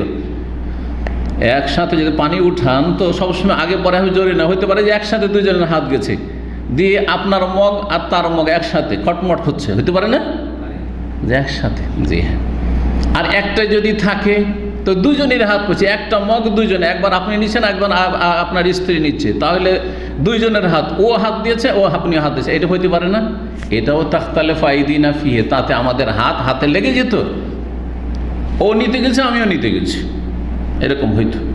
একই পাত্রে গোসল করেছেন নবী করিম সাল্লাল্লাহু আলাইহি ওয়াসাল্লাম স্বামী স্ত্রী। স্বামী স্ত্রী একই পাত্রে একসাথে গোসল করতে পারে, কোনো অসুবিধা নেই, যেমনটা বললাম এই হাদিস। আবার স্বামীর গোসল করার পরে যে পানিটা বেঁচে আছে সেটা থেকে স্ত্রী পরে গোসল করছে, এটাও জায়েজ। স্ত্রী আগে আপনার স্ত্রী গোসল করে নিয়েছে আর তারপরে আধ বালতি এখনো পানি আছে, সেই পানিটা দিয়ে আপনি গোসল করলেন, জায়েজ কিনা? সেটাও জায়েজ। দুটোই তরিকা জায়েজ রয়েছে এবং প্রত্যেকটির দলিল রয়েছে হাদিসে। 262 নম্বর হাদিস মা আয়েশা রাদিয়াল্লাহু আনহা থেকে বর্ণিত, তিনি বলছেন কানা রাসূলুল্লাহ সাল্লাল্লাহু আলাইহি ওয়াসাল্লাম ইযা ইগতাসালা মিনাল জানাবাতি গাসালা ইয়াদাহু। রাসূলুল্লাহ সাল্লাল্লাহু আলাইহি ওয়াসাল্লাম যখন ফরজ গোসল করতেন তখন নিজের হাত ধুয়ে নিতেন, আগে হাত ধুয়ে নিয়ে তারপরে পানিতে ডুবোতেন বা পানিতে ঢোকাতেন। এটাই সাধারণত আমল ছিল, কিন্তু এর ব্যতিক্রম করলেও জায়েজ রয়েছে, অনুত্তম। তাহলে হাত বেশি পানিতে ডুবাবার, যে পানি বালতির পানিতে ডুবাবার আগে যদি গোসল ফরজ থাকে তো হাতটা ধুয়ে নিয়ে, বা ঘুম থেকে উঠেছেন হাতটা ধুয়ে নিয়ে, হাতটা একসেলহা সালাহ 3 বার ধুয়ে নিয়ে তারপরে পানিতে ডুবানো, এটা হচ্ছে সুন্নত হুকুম। ফাইন্না আহাদাকুম লা ইয়াদরি আইনা বাতাত ইয়াদুহু, কারণ তোমাদের কেউ জানেন না যে তার হাতটা সারা রাত কোথায় কেটেছে। নাকে মুখেও যেতে পারে, আবার লজ্জাস্থানেও যেতে পারে, পেশাব পায়খানার রাস্তাও যেতে পারে। আশঙ্কা বা সম্ভাবনা যেহেতু এরকম রয়েছে, সুতরাং ধুয়ে নাও ভালো, কিন্তু ওয়াজিব নয়। 263 নম্বর হাদিস মা আয়েশা রাদিয়াল্লাহু আনহা থেকে বর্ণিত, কুনতু আগতাসিলু আনা ওয়ান নবী মিন ইনাইন ওয়াহিদ, আমি এবং নবী সাল্লাল্লাহু আলাইহি ওয়াসাল্লাম একই পাত্রে গোসল করতাম, মিন জানাবাতিন, ফরজ গোসল। মা আয়েশা রাদিয়াল্লাহু আনহা এরকমটা করতেন। মাইমুনা রাদিয়াল্লাহু তাআলা আনহা নবী সাল্লাল্লাহু আলাইহি ওয়াসাল্লাম পানি, বাঁচা পানি থেকে গোসল করেছেন, এবং নবী সাল্লাল্লাহু আলাইহি ওয়াসাল্লাম মাইমুনা রাদিয়াল্লাহু তাআলা আনহা বেঁচে থাকা পানি, অবশিষ্ট পানি গোসল করেছেন। তাহলে সবগুলি প্রমাণ রয়েছে। অধিকাংশ হাদিসগুলি মা আয়েশা থেকে গোসলের কেন যদি কেউ জিজ্ঞাসা করে, সবগুলি মা আয়েশা বর্ণনা করেছেন, কেন? কোন অন্য সাহাবী কেন বর্ণনা করেছেন? মাইমুনারও হাদিস অবশ্যই এসছে এর আগে, তিনিও ঘরের মানুষ। কেন? গোসলের বিষয়টা হচ্ছে ভিতরের বিষয়, বাড়ির বিষয়। মানুষ কেউ রাস্তাঘাটে গোসল করে না যে গ্রামবাসী দেখবে, খুব কম, এটা খুব কম লোক এরকম আছে। গোসলের বিষয়টি কে কেমন করে গোসল করে, বিশেষ করে একটু বড় মানুষ হলে কেউ বলতে পারবে না, বাইরের লোক, তার স্ত্রী ছাড়া অথবা তার একেবারে কাছের ছেলে মেয়ে ছাড়া। অনেক ছেলে মেয়েও বলতে পারবে না, কারণ দেখেছি আব্বা গোসল করছে, ও ছেলে মেয়ে দূরে, কিন্তু স্ত্রী কাছেই থাকতে পারে। বোঝা গেছে? এই জন্য গোসলের হাদিসগুলি, এই ধরনের হাদিসগুলি যেগুলি পরিবারের সাথে সম্পর্কিত বা পরিবার সংক্রান্ত, সেই হাদিসগুলি নবী সাল্লাল্লাহু আলাইহি ওয়াসাল্লামের বিবিগণ বর্ণনা করেছেন। উম্মাহাতুল মুমিনিন রাদিয়াল্লাহু তাআলা আনহুন্না।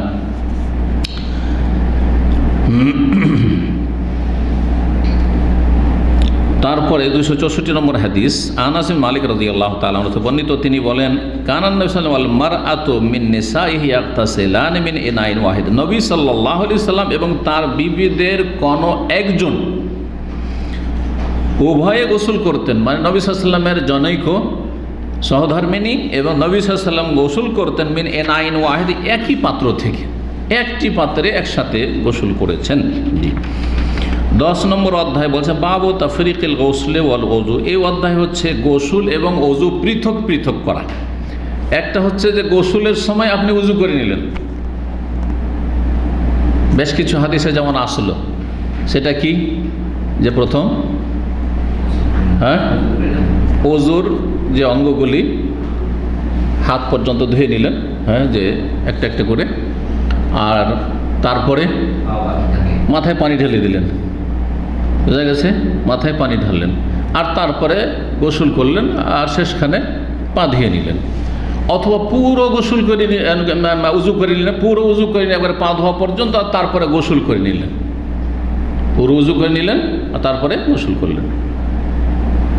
এটা একটা তরিকা, তো একসাথে হয়ে গেল, একসাথে। কিন্তু আর আরেকটা হচ্ছে না, শুধু গোসল করলেন, আপনি উজু টুজু করলেন না, কারণ এখন আমাদের সময় নয়, সকাল 10টার সময় গিয়ে গোসল করছে, ফরজ গোসল করছে, অথবা রাত্রে 12টার সময় গোসল করছে, 2টার সময়। আমাদের দেশের মানুষেরা তো আবার নাপাক হইলে সাথে গোসল করে। আর এক অজ্ঞতার কারণে অনেকে কষ্ট করে, নতুন নতুন বিয়ে করার পরে এক রাতে কয়েকবার করে যায়, স্বামী স্ত্রী মিলন করে, আর একবার হইলে সাথে সাথে গোসল করতে দৌড়ায়। আরে 1 মিনিট নাপাক থাকবে না, তাড়াতাড়ি গোসল কর, তাড়াতাড়ি গোসল কর। দিনকে সহজ দিনকে কঠিন করে দিয়েছে। গোসল করলো, 1-8 ঘন্টা পরে আবার প্রয়োজন হইল, শারীরিক চাহিদা, আবার 2বার 3বার এক রাতে গোসল করে ঠান্ডার লেগে অবস্থা খারাপ। অথচ সারা রাতের একটা গোসল যথেষ্ট, 5 বার কারো প্রয়োজন হোক, সমস্যা নেই। মাঝখানে কি করতে হবে? সুন্নত হচ্ছে উজু করে নেবেন, সেটাও সুন্নত, সেটাও সুন্নত, সেটাও কোনো ফরজ নয় যে একাধিকবার সহবাস করলে মাঝখানে উজু করতে হবে, এটা কোনো ফরজ হুকুম নয়, এটাও সুন্নাত, এটা হচ্ছে উত্তম। এবং এতে শরীরে অ্যাক্টিভিটিস বেড়ে যায়, শরীর সক্রিয় হয়ে যায়। জি। গোসল আর উজু কেউ যদি ভিন্ন ভিন্ন করে, বলছে ইউজ করা ইবনে ওমর, আব্দুল্লাহ ইবনে ওমর রাদিয়াল্লাহু তাআলা আনহু থেকে আলোচিত হয়েছে, মানে উল্লিখিত হয়েছে, বর্ণিত হয়েছে, আন্নাহু গাসালা কাদামাইহি, 2 পা ধৌত করলেন, বাদামা জাফা ওযুহু, তার ওযুর অঙ্গগুলি শুকিয়ে যাওয়ার পরে, ওযুর অঙ্গ ওযু করার পরে শুকিয়ে গেছে, আর তারপরে তিনি শুকিয়ে যাওয়ার পরে পা ধুয়েছেন। এটা কার আমল? আব্দুল্লাহ ইবনে ওমর রাদিয়াল্লাহু তাআলা আনহুমার আমল।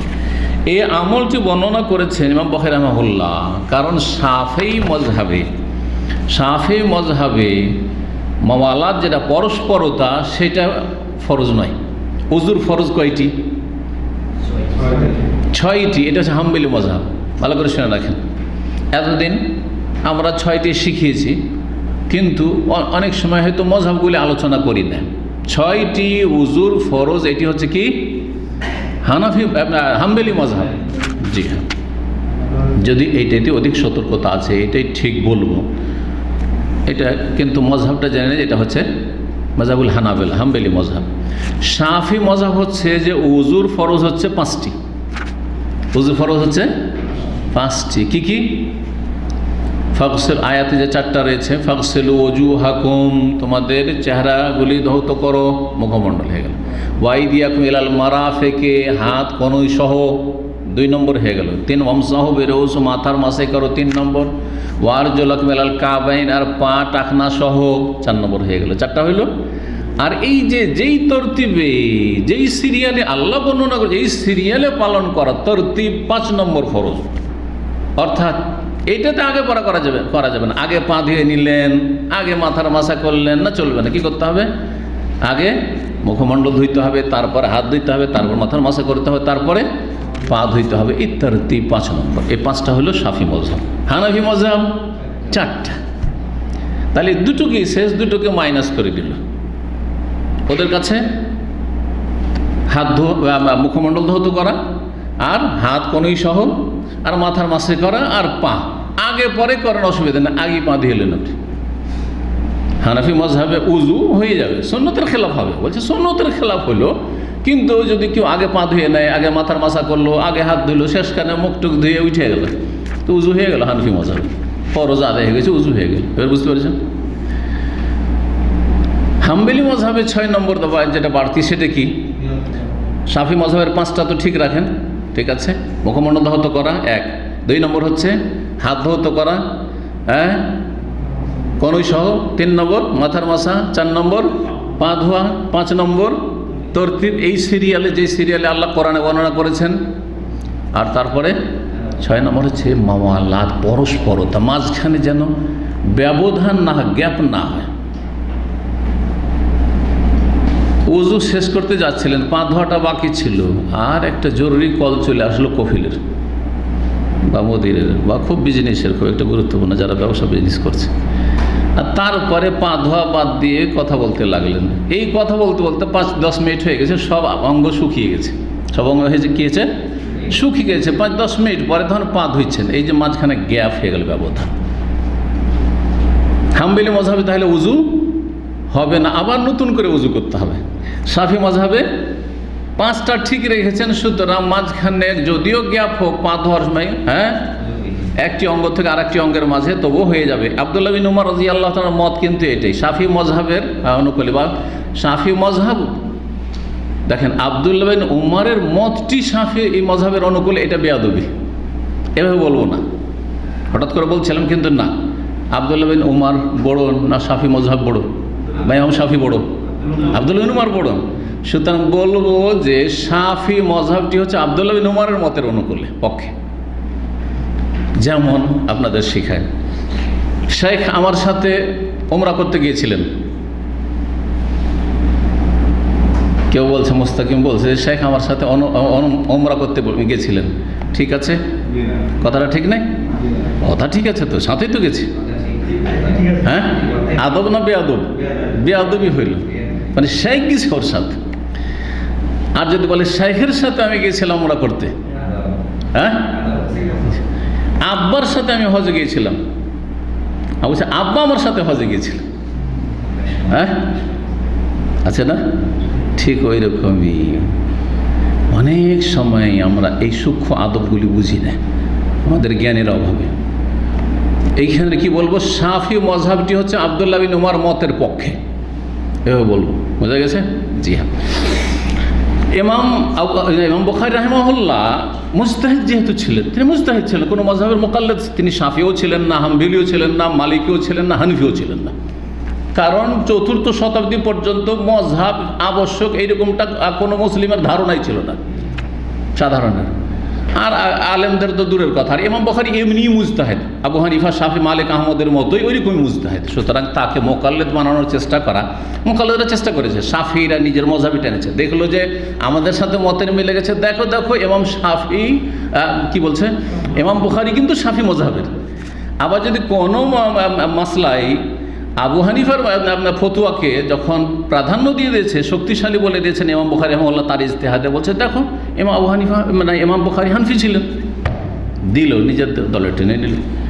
এইরকমই কোনো বহু ফতুয়াতে হানাবেলাদের সাথে তার মিল আছে, তিনি হাম্বলি ছিলেন না, হাম্বলি ছিলেন। তার ইমাম আহমদ বিন হাম্বলের তিনি বড় একজন, সবচেয়ে বড় ছাত্র ছিলেন ইমাম আহমদ বিন হাম্বল, সরাসরি ওস্তাদ ইমাম বুখারী রাহিমাহুল্লাহ। কিন্তু বলবো যে আহমদ বিন হাম্বলের মোকাল্লে তিনি হাম্বলি ছিলেন না, মুজতাহিদ ছিলেন তিনি, বোঝা গেছে এবারে?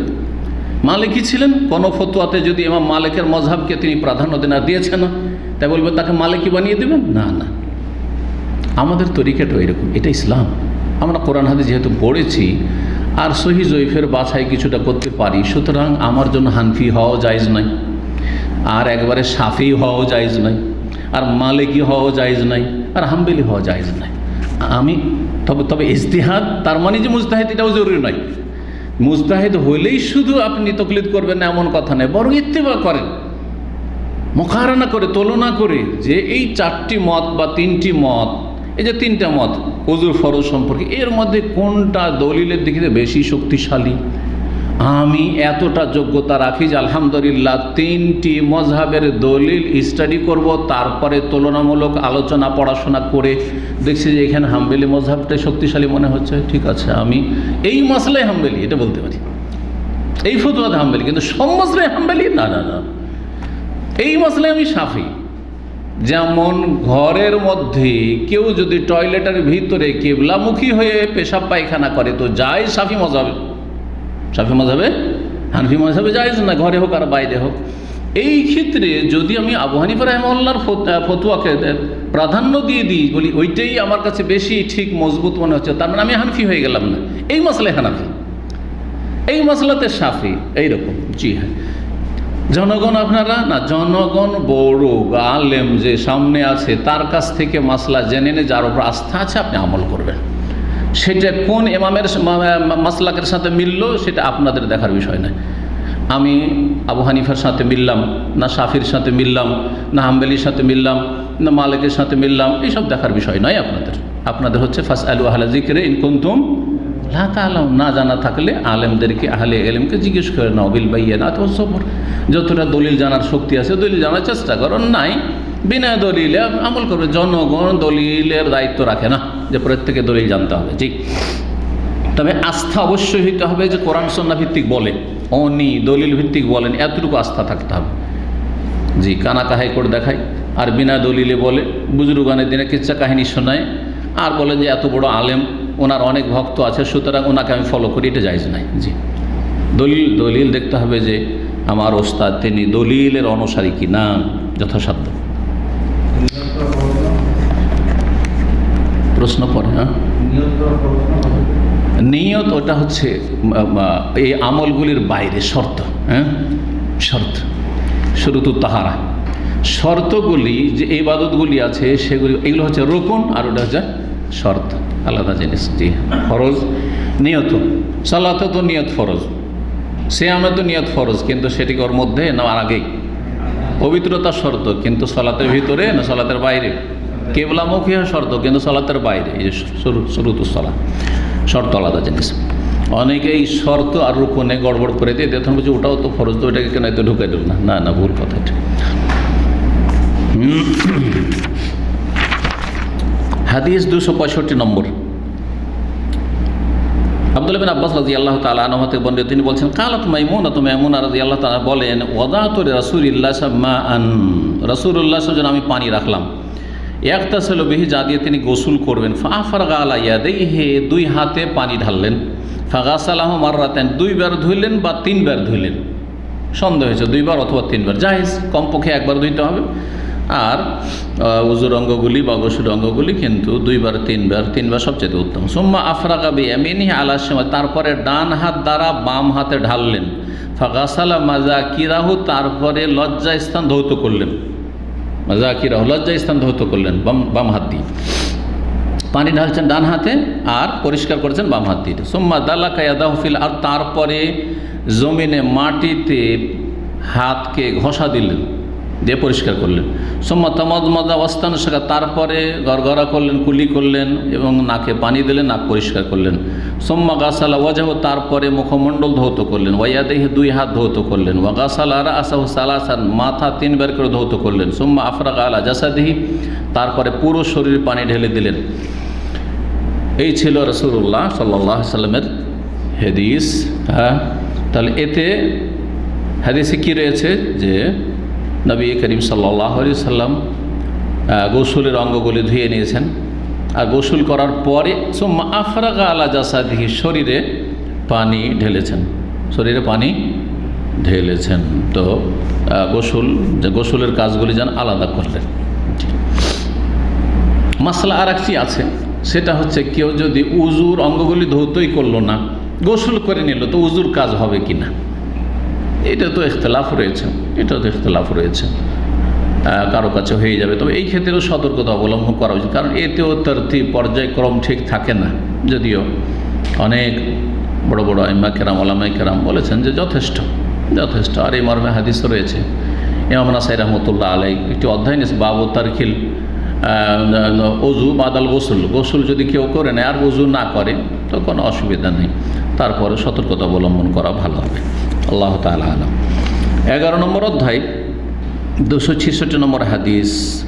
মাইমুনা রাদিয়াল্লাহু আনহা বর্ণনা করেছেন, কাল ওয়াদাতুল রাসূলিল্লাহ গোসলান, রাসূলুল্লাহ যেন গোসলের পানি রাখলাম, ওয়াসাতারতু, আর আমি পর্দা করলাম। তাহলে গোসলের সময় অন্য কারো নজর পড়ার যদি আশঙ্কা থাকে তাহলে পর্দা করতে হবে। সেই পর্দা নিজে ব্যবস্থা করেন অথবা কাউকে বলেন যে তুমি কাপড় দিয়ে ঘেরে থাকো। জি। ফাসাব্বা আলাইয়া দেখি, নিজের হাতে পানি ঢাললেন, ফাগাসালাহা মাররাতান ওয়া মাররাতাইন, একবার বা দুইবার ধুলেন, এখানে হাদিসে রয়েছে। সুলাইমান বলছেন যে আমি জানি না যে তৃতীয়বার বললেন কিনা। সুম্মা আফরাগা বিয়ামিনি আলা শিমাল, তারপর ডান হাত দ্বারা বাম হাতে পানি ঢালেন, ফাগাসালা ফারজা, লজ্জাস্থান ধৌত করলে, সুম্মা দালাকা ইয়াদাহু বিল আরদি, জমিনে অথবা দেয়ালে হাত ঘষা দিলেন, পরিষ্কার করলেন মাটিতে। সুম্মা তামাদমাদ ওয়াস্তান শাকা, কুলি করলেন, নাকে পানি দিলেন। ওয়াগাসালা ওয়াজহাহু, চেহারা ধুইলেন, 2 হাত ধুইলেন, আর তারপরে মাথা ধুইলেন। সুম্মা সাব্বা আলা জাসে, তারপরে গোটা শরীরে পানি ঢেলে দিলেন। সুম্মা তানাহা, তারপরে একটু সরে গেলেন। ফাগাসালা কাদমাইহি, 2 পা ধৌত করে। ফানাওয়ালতু খিরকাতান, তারপরে একটি নেকড়া দিলাম। খিরকা নেকড়া, গামছা, জি, গা মোছার জন্য। ফাকালা বিয়াদিহি হাকাযা, ইশারা করলেন। ওয়ালাম ইউরিদহা, তার ইচ্ছা করলেন না, ইচ্ছুক হলেন না, মানে শরীর মোছার জন্য কাপড় নিলেন না রাসূলুল্লাহ সাল্লাল্লাহু আলাইহি ওয়াসাল্লাম। এটি হচ্ছে উত্তম, এটি হচ্ছে উত্তম, তবে জায়েজ আছে। 12 নম্বর অধ্যায় বলছেন, বাবুন ইজা জামা সুম্মা আদা, কেউ যদি সহবাস করে তারপরে পুনরায় সহবাস করতে চায়, একবার সহবাস করে কিছুক্ষণ পর আরেকবার সহবাস করতে চায়, তাহলে তার বিধান কি করবে? বারবার গোসল করবে না মাঝখানে কি করবে, এই বিষয়টি। ওমান দারা আলা নিসাইহি গোসল ওয়াহিদ, আর কেউ যদি এক গোসলে এক বিবির সাথে কয়েকবার নয়, কয়েকটা বিবির কাছে, স্ত্রীর কাছে সহবাসে মিলিত হয়, তাহলে সেটা কেমন? সেটাও জায়েজ, সেটাও জায়েজ। 267 নম্বর হাদিস বলছেন, যাকারতুহু লি আয়েশা, কে বলছেন? ইব্রাহিম ইবনে মুহাম্মদ ইবনে মুনতাশির, তার পিতা মুহাম্মদ ইবনে মুনতাশির রাহমাতুল্লাহ আলাইহি বর্ণনা করেছেন, কাল যাকারতুহু লি আয়েশা, এই হাদিসটি আয়েশা রাদিয়াল্লাহু তাআলা আনহা সম্পর্কে কাছে বর্ণনা করলাম। ফাকালাত ইয়ারহামুল্লাহু আবা আব্দুর রহমান, আল্লাহ রাব্বুল আলামিন যেন দয়া করেন, রহম করেন আবু আব্দুর রহমান এবং আব্দুল্লাহ বিন উমরের উপর। বিষয়টি কি ছিল? বিষয়টি ছিল যে আব্দুল্লাহ বিন উমর রাদিয়াল্লাহু তাআলা আনহুমা, তিনি, তার ইজতিহাদ ছিল বা তার ফতোয়া ছিল যে এহরামের অবস্থায় শরীরে যেন আতরের সুগন্ধি না ছড়ায়, সেটা গোসলের আগে ব্যবহার করলেও। কিন্তু আয়েশা রাদিয়াল্লাহু তাআলা আনহা রাসূলুল্লাহ সাল্লাল্লাহু আলাইহি সাল্লামের শরীরে এহরাম বাঁধার আগে আতর লাগিয়ে দিয়েছেন। তাহলে আব্দুল্লাহ বিন উমরের ফতোয়া একরকম, আর মা আয়েশা রাদিয়াল্লাহু তাআলার ফতোয়া আর একরকম। সাহাবা কেরামের মাঝে ফতোয়ার ইখতিলাফ ছিল, কিন্তু ইফতিরাক, বিচ্ছিন্নতা ছিল না, দল পাকাপাকি ছিল না। এই জন্য হানাফি, শাফি, মালিক, হাম্বলির ইখতিলাফ ফিকার কিতাবে থাকবেই। ওটা আজকাল ওলামাদের মধ্যে, আহলে হাদিস ওলামাদের মধ্যে মাসাইল ইখতিলাফ আছে, কিন্তু দল পাকাই তার জন্য এটা হারাম। ইফতিরাক, বিচ্ছিন্ন, ওয়ালা তাফাররাকু, বিচ্ছিন্নতা হারাম, গ্রুপিং হারাম। আর এই যে এরা আমাদের হানাফি, এরা আমাদের শাফি, এরা আমাদের এই যে মজহাবি গোঁড়ামি, মজহাবি তাআসসুব, এই মজহাবি দলাদলি কন্দল, এটা হারাম, এটা হচ্ছে বিদআত। বাকি কথা হলো যে আইম্মা কেরামদের ইজতিহাদি ইখতিলাফ, শেখ ইবনে বাজ, ইবনে উসাইমিন, আলবানীর মেলা মাসাইল ইখতিলাফ আছে। আমাদের আহলে হাদিস ওলামাদের সাথে, অন্যান্য ওলামাদের সাথে মেলা মাসাইল ভিন্ন মত রয়েছে, তাদের ভিন্ন মত রয়েছে, আমার ভিন্ন মত রয়েছে, অসুবিধা নেই, দলিলের ভিত্তিতে রয়েছে। কিন্তু তার জন্য কেউ যদি দল পাকাপাকি করে তাহলে এটা হচ্ছে নিন্দনীয়। ফিকার মাসাইলে ইখতিলাফ থাকতে পারে, আকীদা ইখতিলাফ থাকবে না। আকীদা এই কথা নয় যে দুজনের, একজন বলছে আল্লাহ সর্বত্র বিরাজমান, আল্লাহর হাত নেই, আল্লাহ নিরাকার, একজন বলছে আল্লাহ না, আল্লাহর হাত আছে, আল্লাহর চেহারা আছে। বলবেন যে দুটোই ঠিক, কাদা ছোঁড়াছড়ি করিয়েন না। এইগুলো হলো বদমাশদের কথা। আকীদার ক্ষেত্রে কোনো ডিসকাউন্ট নেই, হক না হয় বাতিল। আকীদার ক্ষেত্রে হক না হয় বাতিল, কিন্তু ফিকার ক্ষেত্রে আপনি ফিকহি মাসাইলে হক নয় বাতিল না, রাজে নয় মরজুব, এটা বেশি সহি, আমারটা তারটা আমার কাছে সহি নয়, কিন্তু তাকে গুমরাহ বলা যাবে না। আকীদার ক্ষেত্রে অবশ্যই গুমরাহ বলতে হবে। যে ব্যক্তি বলছে আল্লাহর হাত নেই, যে বলছে আল্লাহর চেহারা নেই, সে গুমরাহ, পথভ্রষ্ট। যে বলছে আল্লাহ নিরাকার, সে গুমরাহ। যে বলছে আল্লাহ সর্বত্র বিরাজমান, সে গুমরাহ, পথভ্রষ্ট। শিরক বিদআতের ক্ষেত্রে কোনো ছাড় নেই। বাকি ফিকহি মাসাইলের ক্ষেত্রে উদারতা অবশ্যই থাকতে হবে। আর মজহাবি কোন্দল সংকীর্ণতা যেন না থাকে, যে রফায়দান করে আমাদের নামাজ খারাপ করে মসজিদে ঢুকতে দেবো না, এই না। রফায়দান যদি নাও করে, সারা জীবন আমাদের মসজিদে সালাত আদায় করে, আহলে হাদিস মসজিদে এত বেশি উদারতা আছে আলহামদুলিল্লাহ, সারা জীবন রফায়দান করলো না, আমিন বলে বললো না, নাবির নিচে হাত বাঁধছে, কোনো আহলে হাদিস কোনোদিন কাউকে আপত্তি করে বলেনি যে তুমি এরকম করে কেন নামাজ পড়ছো। কিন্তু হানাফিরা, হ্যাঁ, ওদের চরিত্র এইটা, আমাদের মসজিদে নামাজ পড়তে দেবো না। উদারতা যদি দেখতে হয় তো সৌদি আরবে দেখে যাক, 8 রাকাত 10 রাকাত তারাই পড়ার পরে মক্কা মদিনা মসজিদে বেরিয়ে চলে যাচ্ছে, কেউ ঢুকছে, কেউ কাউকে কিছু বলছে, এই কেন বের হচ্ছ। আর বাংলাদেশে, ভারতে ফিতনার দেশ, কেউ যদি 8-10 রাকাত তারাই পড়ে বেরিয়ে চলে যায়, বেনামাজি রাস্তায় বসে আছে, সামনে বসে আছে, কিচ্ছু বলবে না, কিন্তু আমাদের মসজিদ আসবি না, হ্যাঁ ট্যাং ভেঙে দেবো। আউযুবিল্লাহ, যত ফিতনা, রমজান আসলে ফিতনা শুরু হয়ে গেল। 8 রাকাত আর 20 রাকাত, মজহাবি তাআসসুব হারাম, মজহাবি গোঁড়ামি হারাম। বাকি কথা হইল যে আকীদার ক্ষেত্রে কোনো ছাড় নেই। তো বলছেন যে আল্লাহ রহম করেন, আবু আব্দুর রহমান আব্দুল্লাহ বিন উমর, কুনতু উতাইয়্যিবু রাসূলুল্লাহ, আমি রাসূলুল্লাহ সাল্লাল্লাহু আলাইহি ওয়াসাল্লামকে আতর লাগিয়ে দিতাম। ফায়াতুফু আলা নিসা, তারপর স্ত্রীদের সাথে সহবাস করতেন। সুম্মা ইউসবিহু মুহরিমান, তারপরে তিনি ইহরাম বাঁধতেন। ইয়ানজা খতিবান, আর তার শরীর থেকে খুশবু, সুগন্ধি বিচ্ছুরিত হইত। শরীর থেকে এহরাম অবস্থায় সুগন্ধি পাওয়া যেত, তাহলে সুগন্ধি শরীর থেকে পাওয়া গেলে কোনো অসুবিধা নেই। এই হাদিস দ্বারা যেমন প্রমাণিত হইল যে গোসলের আগে আতর লাগানো, তেমনি আর একটা মশলা প্রমাণিত হলো, যেটা এর আগে বলিনি, সেটা হচ্ছে যে সহবাসের আগে শরীরে সুগন্ধি লাগানো স্বামী স্ত্রীর, এটাও সুন্নাত। হতে হবে কি, হ্যাঁ, ওতে একজনের আর একজনের দিকে চাহিদা বেশি হবে, শরীরে কোনো অপ্রীতিকর গন্ধ থাকবে না। অনেক সময় গন্ধ থাকতে পারে শরীরে, কোনো পুরুষের শরীরে বেশি গন্ধ থাকে, আবার কোনো মহিলার শরীরে গন্ধ থাকে, যদি একটু করে আতর লাগিয়ে নেয় তাহলে এই গন্ধটা পাবে না। তাহলে স্বামী স্ত্রীর মধ্যে যে সম্প্রীতি, ভালোবাসা, আর বিশেষ করে এই অন্তরঙ্গ মুহূর্তে এই সময়টা অত্যন্ত জরুরি, সেটা ভালো হবে। সুতরাং সহবাসের আগেও আতর লাগানো সুন্নাত, এই হাদিস তার দলিল। জি, 268 নম্বর হাদিস, আনাস মালিক রাদিয়াল্লাহু তাআলা বর্ণিত, তিনি বলছেন, কানান নবী ইয়াদুরু আলা নিসাইহি ফি সাআতিল ওয়াহিদাতি মিনাল লাইলি ওয়ান নাহার। নবী সাল্লাল্লাহু আলাইহি সাল্লাম তার সমস্ত বিবিদের কাছে যেতেন সহবাসের উদ্দেশ্যে, একই টাইমে, একই সময়, একের পর এক, মিনাল লাইলি, রাতেও এবং দিনেও, কখনো রাতে কখনো দিনে। এটা অভ্যাস ছিল নবী সাল্লাল্লাহু আলাইহি ওয়াসাল্লাম, মাঝে মধ্যে এরকমটা হইতো, এমন নয় যে একবার শুধু হয়েছে। অহন্না এহদা আশারা, অথচ তাদের সংখ্যা ছিল 11 জন, তাদের সংখ্যা ছিল 11 জন। কালা কুলতু লি আনাস, আমি তখন বললাম আনাসকে, আওয়া কানা ইউতিকুহু, নবী সাল্লাল্লাহু আলাইহি ওয়াসাল্লাম এটা পারতেন, একসাথে 11 জন স্ত্রীর সাথে মিলিত হওয়া, সহবাস করা একই টাইমে, পর পর, দিনে অথবা রাতে, এটা কি সম্ভব? সাহাবায়ে কেরামরা অসম্ভব মনে করছেন, এই জন্য জিজ্ঞেস করছেন, নবী সাল্লাল্লাহু আলাইহি ওয়াসাল্লাম এটা করতে সক্ষম ছিলেন?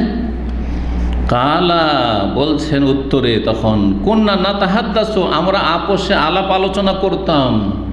নবী সাল্লাল্লাহু সম্পর্কে সর্বজন বিদিত ছিল, সবাই জানতো, আন্না উতিয়া কুওয়াতা সালাসিন, নবী সাল্লাল্লাহু 30 জন স্ত্রীর ক্ষমতা দেওয়া হয়েছিল। জি, শারীরিক পুরুষত্বের যে ক্ষমতা 30 জনের সমান দেওয়া হয়েছিল, যাকে আল্লাহ 30 জনের ক্ষমতা দিয়েছেন, আর তিনি 10 জনকে, বরং 9 জনকে একসাথে রেখেছেন, 9 জনকে একসাথে রেখেছেন, তাহলে যেই শরীরে ক্ষমতাটা আছে তার কতটা অংশ তিনি ব্যবহার করেছেন? কতটা? 3 ভাগের 1 ভাগ ব্যবহার করেছেন। তাহলে শরীরের যে চাহিদা, তার চাহিদার 3 ভাগের 1 ভাগ ব্যবহার করেছেন। তার প্রয়োজন 30টা ছিল, কিন্তু করেছেন 9টা, একসাথে 9টি রেখেছেন। যদিও নবী সাল্লাল্লাহু আলাইহি ওয়াসাল্লামের বিবি 11 বা 13 ছিল, কিন্তু একসাথে 11 হয়নি, একসাথে 9 জনই ছিল। তারপরে নবী সাল্লাল্লাহু আলাইহি ওয়াসাল্লামের চরিত্রের ওপর, হ্যাঁ, আপনি কালিমা লেপন করবেন, মুনাফিক আপনি, অথবা কাফেরদের যেসব লিখনি রয়েছে, যারা ইসলামের শত্রু, যারা প্রাচ্যবিদ, পশ্চিমা দেশের যারা ইসলামের শুধু দোস্তুরি খুঁজে বেড়ায় তাদের কথার অনুকরণ করে ঈমান হারাবেন আপনি, অথবা তাদের কথায় কর্ণপাত করবেন না, মোটেই না। অথচ অধিকাংশ মানুষ আজকাল একজন স্ত্রীর যোগ্যতা রাখে না, একজন স্ত্রীর যোগ্যতা রাখে না। আর বিয়ে করার জন্য একজনের হক আদায় করতে পারে না। ও বছর প্রবাসে থাকে আর বছরে একবার যায়, 1 মাস থাকে। কেউ 2 বছরে যায়, 2 বছরে যায় আর 2-3টা বিয়ে করবো, আমি বিয়ে করবো সুন্নত। এই সুন্নত বুঝেছেন? আর শরীরে যে ক্ষমতা থাকতে হবে, একটার হক ভালো করে আদায় করতে পারে না, এই হুঁশ নাই। হ্যাঁ, এটাও তো হুঁশ করতে হবে। জি, সব দিকে যেন খেয়াল থাকে। সুন্নত যেমন বহু বিবাহ, তেমন স্ত্রীর হক আদায় করাও সুন্নাত, তাকে গুনাহ থেকে বাঁচানোও সুন্নাত। এদিকে বিয়ে করে রেখে দিয়েছেন ঝুলিয়ে, আর হাতে তো ব্যাস দিয়ে দিয়েছেন ফোন, আপনি স্মার্টফোন আর ইন্টারনেট, একবারে আনলিমিটেড ইন্টারনেট। ও যার তার সাথে যেখানে সেখানে চ্যাটিং ফ্যাটিং করছে আর ফাইটিং করছে আর কত কী করছে, আর বেরিয়ে চলে গেল পরকীয়া করছে। আউযুবিল্লাহি মিনাশ শাইতানির রাজিম। না, বিয়ে করলে আপনাকে ওগুলো খেয়াল রাখতে হবে। ঠিক আছে, 2-3-4টা শরীরের চাহিদা, ক্ষমতা আছে, আর্থিক ক্ষমতা আছে, বিয়ে করেন, ইমানি ক্ষমতা আছে, এই শর্তগুলি আছে, বিয়ে করেন, কিন্তু হক আদায় করে পাশে থাকতে হবে। এই নয় যে দূরে থাকবেন আর বিয়ে করে রেখে দেবেন। একজনের কথা শুনলাম, ভালো চাকরি করে কোনো একটা দেশে, আরবের, আর থাকে 3টা বিয়ে করে রেখেছে, আর যায় 1 মাসের জন্য। বড়টার কাছে 10 দিনও থাকে না, 5 দিনও থাকে না, যায় 1-2 দিন গেল, দেখা সাক্ষাৎ করে নিল, আর তারপরে ওই 2টার কাছে বাকি সময়। তো গোটা বছরও কি আপনি 1টা মাস থাকবেন, 3টে বিবি, আর আপনি বিয়ে করে এরকম করে রেখে দেবেন, নিজের সাথে রাখেন? এটা কোনো হইলো সুন্নতি কাজ হইল? না না না, এটা ভালো কাজ না, এটা এফাফ নয়। নিজেকে যেমন গুনাহ থেকে বাঁচাইতে হবে, তেমন অন্যকে, স্ত্রীকে গুনাহ থেকে বাঁচাবার জন্য অবস্থা করতে হবে। এফাফু জৌজা, স্ত্রী যেমন স্বামীকে গুনাহ থেকে বাঁচাবে, তেমন স্বামী যেন স্ত্রীকে গুনাহ থেকে বাঁচায়। এই বিষয়গুলি জানা জরুরি, অত্যন্ত। জি, আর এইটা লক্ষ্য না রাখার কারণে, আর এই ক্ষেত্রে উদাসীন থাকার কারণে, গাফেল থাকার কারণে পরকীয়াতে লিপ্ত হচ্ছে। ফিতনা দ্বার একবারে প্রশস্ত, উন্মুক্ত, আল্লাহর ভয় কম, আর এই দিয়ে আপনি হক আদায় করছেন না। ঠিক হক আদায় করেন, এইসব গুনাহের রাস্তাগুলি ধীরে ধীরে বন্ধ হয়ে যাবে। তার সাথে অবশ্যই আল্লাহর ভয় লাগবে। কখনো কখনো আল্লাহর ভয় থেকেও পাপে জড়িয়ে যায়, কারণ আর বরদাস্ত করতে পারছে না, ঈমান দুর্বল হয়ে যাচ্ছে। সেখানে গিয়ে শয়তান সেখানে জিতে যাচ্ছে। শয়তান যুদ্ধ করে মুমিনদের সাথে।